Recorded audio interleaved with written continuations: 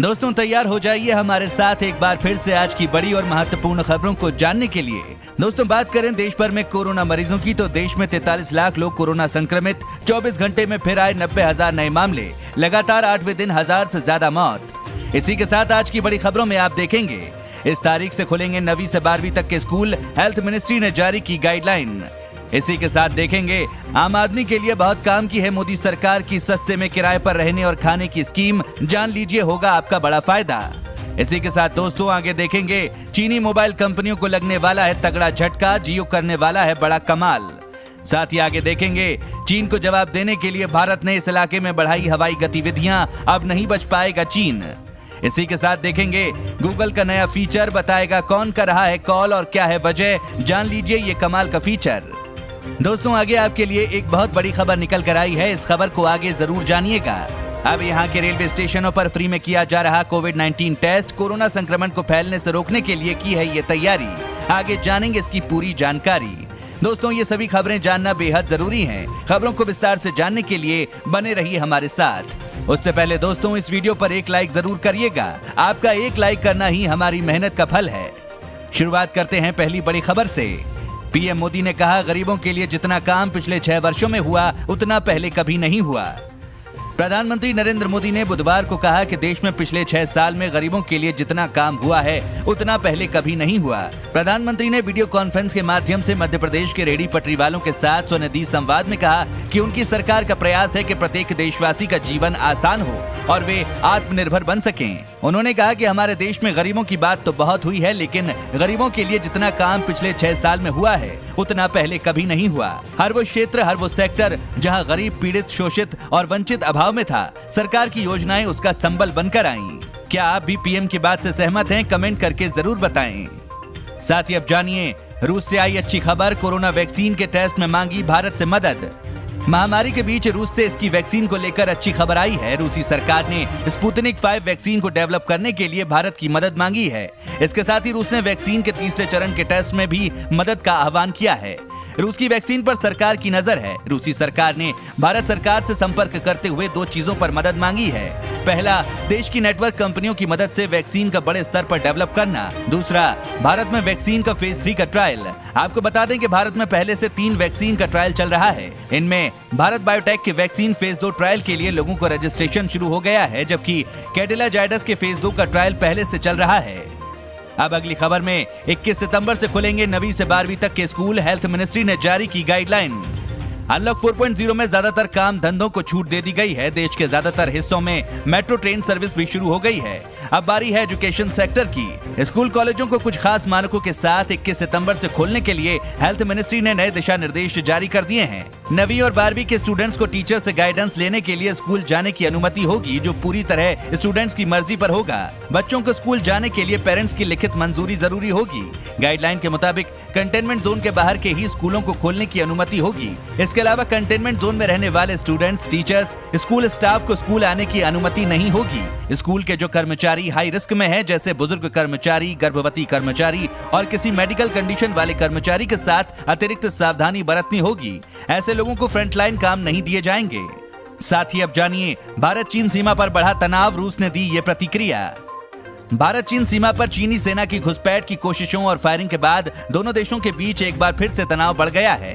America ने जहां खुलकर भारत का पक्ष लिया है, वहीं रूस ने भी अब इस मामले में अपनी प्रतिक्रिया दी है। चीन और रूस में कम्युनिस्ट शासन होने के बावजूद रूस ने गलवान वैली हिंसक झड़प के बाद भी भारत का ही साथ दिया था। इस बार भी रूस ने उम्मीद जताई है कि भारत और चीन बातचीत के जरिए सीमा विवाद को सुलझा लेंगे। साथ ही साथ आम आदमी के लिए बहुत काम की है मोदी सरकार की सस्ते में किराए पर रहने और खाने की स्कीम। दोस्तों कोरोना के कारण इकोनॉमी तबाह हो गई है और लोगों की नौकरियां चली गई हैं। अब हाल ये हो गया है कि लोगों के पास खाने और रहने के पैसे नहीं हैं। इसी के मद्देनजर मोदी सरकार लोगों को कई सहूलियतें मुहैया करा रही है। कई अलग अलग योजनाओं के तहत गरीबों और जरूरतमंदों को मुफ्त में खाने और रहने की सुविधा भी दी जा रही है। पिछले दिनों आत्मनिर्भर भारत योजना के तहत सरकार ने इस स्कीम का ऐलान किया था। इसके जरिए सरकार शहरी क्षेत्रों में गरीबों और मजदूरों को उनके कार्य क्षेत्रों के निकट ही कम दाम में किराए के घर मुहैया कराएगी। इसके साथ ही वन नेशन वन कार्ड के तहत मोदी सरकार 80 करोड़ राशन कार्ड धारकों को नवंबर तक फ्री अनाज दे रही है। आइए आपको बताते हैं कि आप इस योजना का कैसे लाभ उठा सकते हैं, जिसके जरिए आपको खाना और रहना दोनों में मुश्किलें नहीं आएंगी। दोस्तों इस वीडियो को देखते रहिए क्योंकि आगे आप देखेंगे चीनी मोबाइल कंपनियों को लगने वाला है तगड़ा झटका। जानिए क्या है जियो का नया प्लान। आप जानिए दिल्ली में 90 साल की एक बुजुर्ग महिला को घर से अगवा कर दुष्कर्म, आरोपी गिरफ्तार। देश की राजधानी दिल्ली में 90 साल की एक बुजुर्ग महिला को घर से अगवा कर दुष्कर्म और हैवानियत किए जाने का बेहद शर्मनाक मामला सामने आया है। इंसानियत को शर्मसार कर देने वाली ये घटना नजफगढ़ के छावला इलाके की है। पीड़ित बुजुर्ग महिला की शिकायत के आधार पर पुलिस ने मामला दर्ज कर जांच शुरू कर दी है। जानकारी के अनुसार दिल्ली के नजफगढ़ में एक 33 वर्षीय युवक ने रेवला खानपुर गांव में 90 वर्षीय बुजुर्ग महिला से दुष्कर्म की वारदात को अंजाम दिया है। आरोपी ने विरोध करने पर बुजुर्ग महिला की जमकर पिटाई भी की, जिसके चलते वृद्धा के शरीर पर चोट के गंभीर निशान हैं, जिनका इलाज किया जा रहा है। बुजुर्ग महिला की आवाज सुनकर कुछ लोग मौके पर पहुंचे। इन्हीं लोगों ने मामले की सूचना पुलिस को दी और आरोपी को मौके पर ही दबोच लिया। अगली खबर में चीन को जवाब देने के लिए भारत ने पैंगोंग लेक इलाके में बढ़ाई हवाई गतिविधियां। पैंगोंग लेक के इलाके में फायरिंग के आरोपों के एक दिन बाद स्थितियां तनावपूर्ण होती जा रही हैं। अधिकारियों ने समाचार एजेंसी को बताया है कि मंगलवार रात को फिंगर 3 इलाके के पास एक चीनी निर्माण देखा गया था। आपको बता दें कि लेह में रिपोर्टिंग के दौरान न्यूज 18 ने लद्दाख के इलाकों में सुखोई सहित भारतीय वायुसेना के अन्य विमानों की बढ़ी हुई गतिविधियां देखी हैं। स्थानीय लोगों का कहना है कि बीते एक दिन के भीतर तेजी के साथ एयर एक्टिविटी बढ़ी है। अधिकारियों ने यह भी कहा कि सीमा पर तैनात सभी जवानों को बेहद सतर्क रखा गया है। बीते 15 घंटों के दौरान भारत ने अपनी तैयारियां दिखाने के लिए भी वायुसेना की गतिविधियों में इजाफा किया है। इसे सेना के माइंड गेम के तौर पर भी देखा जा रहा है, क्योंकि चीन लगातार वास्तविक नियंत्रण रेखा पर दबाव बनाने की कोशिश कर रहा है। साथ ही अगली खबर में सरकार ने 3 श्रम कानूनों में बदलाव को दी मंजूरी, आम आदमी पर पड़ेगा ये असर। सरकार ने मंगलवार को श्रम कानूनों में बदलाव की मंजूरी दे दी है। इस कानून के तहत 100 या इससे अधिक कर्मचारियों वाले संस्थानों में छंटनी के लिए विशेष प्रावधानों को सुझाया गया है। सरकार के इस कदम से राज्यों को अपने श्रम कानूनों में फ्रेमवर्क में बदलाव लाने में मदद मिलेगी। संसद के आगामी मानसून सत्र में इन बदलावों पर मंजूरी ली जाएगी। ये बदलाव गुजरात, मध्य प्रदेश और उत्तर प्रदेश जैसे राज्यों को श्रम कानूनों में सुधार लाने में मदद करेंगे। हाल ही में इन राज्यों ने इनकी शुरुआत की है। आगे देखिए, प्रधानमंत्री नरेंद्र मोदी लॉन्च करेंगे प्रधानमंत्री मत्स्य संपदा योजना, खर्च होंगे 20,000 करोड़ रुपए। प्रधानमंत्री नरेंद्र मोदी PMMSY यानी मत्स्य संपदा योजना को लॉन्च करेंगे। इस कार्यक्रम से 55 लाख लोगों को रोजगार मिलने की उम्मीद है। साथ ही देश में अब मछली क्रायो बैंक स्थापित किए जाएंगे। इनके जरिए किसान जरूरी प्रजातियों के मछली शुक्राणुओं के जरिए मत्स्य उत्पादन को बढ़ा पाएंगे।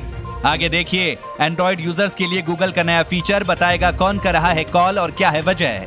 इंटरनेट सर्च इंजन गूगल ने एंड्रॉइड यूजर्स के लिए एक नया फीचर वेरीफाइड कॉल्स लॉन्च किया है। कंपनी ने इस फीचर को 5 देशों में लॉन्च किया है, जिसमें इंडिया भी शामिल है। इस फीचर की मदद से यूजर्स को स्पैम कॉल का पता चल जाएगा। गूगल का ये फीचर यूजर्स को बताएगा कि कौन कॉल कर रहा है, कॉल करने की वजह क्या है और कॉलर का लोगो भी दिखाएगा। गूगल का नया फीचर लाने के पीछे बड़ी वजह फोन कॉल फ्रॉड्स पर लगाम लगाना भी है। फिलहाल इस तरह का फीचर ट्रू कॉलर ऐप में मिलता है, जो यूजर को अनजान कॉल की जानकारी देता है। साथ ही अगली खबर में चीनी मोबाइल कंपनियों को लगने वाला है तगड़ा झटका। जानिए क्या है जियो का नया प्लान। भारत के सस्ते स्मार्टफोन के बाजार पर चीनी कंपनियों का कब्जा है। हालांकि इस साल के अंत में इस सेगमेंट में तेज हलचल देखने को मिल सकती है। वजह है रिलायंस जियो का नया बिजनेस प्लान, जो सस्ते स्मार्टफोन बाजार में चीनी कंपनियों को तगड़ी टक्कर पेश कर सकता है। बिजनेस स्टैंडर्ड की एक रिपोर्ट के मुताबिक रिलायंस जियो साल के अंत तक भारत में बड़ी संख्या में सस्ते स्मार्टफोन उतार सकती है। इसके लिए कंपनी ने जरूरी प्रक्रिया शुरू कर दी है। सूत्रों के आधार पर दी गई इस खबर की माने तो रिलायंस जियो दिसंबर 2020 तक सस्ता एंड्रॉइड फोन उतार सकती है। योजना के मुताबिक कंपनी साल के अंत तक बाजार में 10 करोड़ स्मार्टफोन उतारने की योजना लेकर चल रही है। साथ ही अब जानिए, ऑक्सफोर्ड की कोरोना वैक्सीन का ट्रायल रुका, भारत के लिए बड़ा झटका। कोरोना वायरस के मामलों में ऑक्सफोर्ड यूनिवर्सिटी की वैक्सीन से सबसे ज्यादा उम्मीद थी। ट्रायल के दौरान इसके शुरुआती नतीजे भी उत्साहजनक थे, लेकिन अचानक से इस वैक्सीन के ट्रायल को रोक दिया गया है। ऐसा ट्रायल के दौरान एक व्यक्ति की तबीयत खराब होने की वजह से हुआ है। इस वैक्सीन से भारत को भी उम्मीद थी और इसके उत्पादन को लेकर करार भी हो गया था। जब पूरी दुनिया में कोरोना थमता दिख रहा है, तो भारत में पिछले कुछ हफ्तों से हर दिन 80,000 के करीब नए मामले सामने आ रहे हैं। ऐसे में इस वैक्सीन का ट्रायल रुकना भारत के लिए किसी झटके से कम नहीं है। साथ ही अब जानिए, रेहड़ी पटरी वालों को प्रधानमंत्री नरेंद्र मोदी ने दिए कमाई बढ़ाने के मंत्र। प्रधानमंत्री नरेंद्र मोदी ने अपने संवाद में रेहड़ी पटरी वालों को डिजिटल लेन देन अपनाने की सलाह दी। उन्होंने प्लास्टिक बैग का इस्तेमाल न करने की भी सलाह दी। उन्होंने कहा कि आजकल खाने पीने का सामान बेचने वाले स्ट्रीट वेंडर साफ सफाई का विशेष ध्यान रख रहे हैं। ग्वालियर में रेहड़ी पर शर्मा टिक्की स्टोर चलाने वाली अर्चना शर्मा से बात करते हुए प्रधानमंत्री ने उन्हें आयुष्मान भारत योजना के बारे में भी जानकारी दी। साथ ही अब जानिए यूपी, हरियाणा, राजस्थान में बदलेगा मौसम। इन राज्यों में 11 सितंबर तक बारिश का अनुमान। उत्तर पश्चिमी उत्तर प्रदेश पर चक्रवाती हवाओं का क्षेत्र बना हुआ है। साथ ही उत्तर पूर्वी राजस्थान और इससे सटे हिस्सों पर भी चक्रवाती हवाओं का क्षेत्र दिखाई दे रहा है। मौसम विभाग के अनुसार देश के विभिन्न राज्यों में मानसून का असर और बारिश का दौर जारी है। देश के अलग अलग राज्यों में हल्की से मध्यम बारिश का अनुमान है। साथ ही अब जानिए, अब दिल्ली में रेलवे स्टेशनों पर फ्री में किया जा रहा है कोविड-19 टेस्ट। कोरोना संक्रमण को फैलने से रोकने के लिए की ये तैयारी। दिल्ली सरकार और भारतीय रेल ने मिलकर रेलवे स्टेशनों पर कोरोना की मुफ्त जांच शुरू की है। रैपिड एंटीजन की इस जांच की रिपोर्ट 15 से 20 मिनट के अंदर मिल जाती है। ये जांच केंद्र नई दिल्ली, पुरानी दिल्ली और निजामुद्दीन स्टेशनों पर बनाए गए हैं। दरअसल देश भर में कोरोना के बढ़ते मामलों को देखते हुए ये कदम उठाया गया है। दिल्ली में रोजाना आने वाले कोरोना के मामले 3,500 के आसपास पहुंच चुके हैं। एक समय में ये 1,000 के नीचे तक चला गया था। साथ ही अगली खबर में कंगना रनौत ने साधा उद्धव ठाकरे पर निशाना, कहा आज मेरा घर टूटा है, कल तेरा घमंड टूटेगा। कंगना रनौत ने मुंबई में अपने घर पहुंचने के बाद सबसे पहले तो अपने ऑफिस के कुछ वीडियोस साझा किए। इन वीडियोस में कंगना के ऑफिस का टूटा हुआ मलबा नजर आ रहा है। इसके साथ ही कंगना ने अपना एक वीडियो भी साझा किया है। इस वीडियो में कंगना रनौत ने सीधे सीधे महाराष्ट्र के मुख्यमंत्री उद्धव ठाकरे पर निशाना साधा है। कंगना ने वीडियो में कहा कि उद्धव ठाकरे, तुझे क्या लगता है कि तूने मुझे माफिया के साथ मिलकर मेरा घर तोड़कर मेरे से बहुत बड़ा बदला लिया है। आज मेरा घर टूटा है, कल तेरा घमंड टूटेगा। ये वक्त का पहिया है, याद रखना हमेशा एक जैसा नहीं रहता। और मुझे लगता है कि तुमने मेरे पर बहुत बड़ा एहसान किया है, क्योंकि मुझे पता तो था कि कश्मीरी पंडितों पर क्या बीती होगी। आज मैंने महसूस किया है। दोस्तों, अगर आप भी रोजाना ऐसी खबरें अपने मोबाइल पर पाना चाहते हैं तो बिना भूले नीचे दिए गए लाल रंग वाले सब्सक्राइब बटन को जरूर दबाएं, साथ ही बेल आइकन को ऑन कर लें।